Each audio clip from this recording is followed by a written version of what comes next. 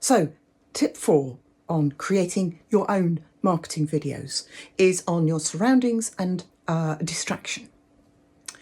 It's worth remembering at this point that videos, like pictures, are very subjective. So these are just a few pointers. You don't have to have a plain backdrop. If it suits your purpose, that's fine. An office or a home environment is perfectly okay.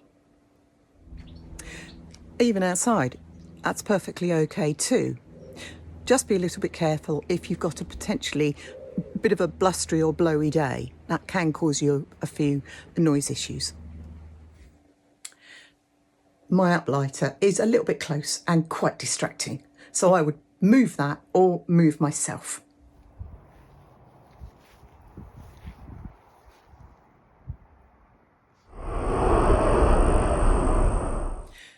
You can see how open windows and doors invite children, other people, pets, noise, distractions, all into your video space. So just watch out for them and make your decisions about your surroundings.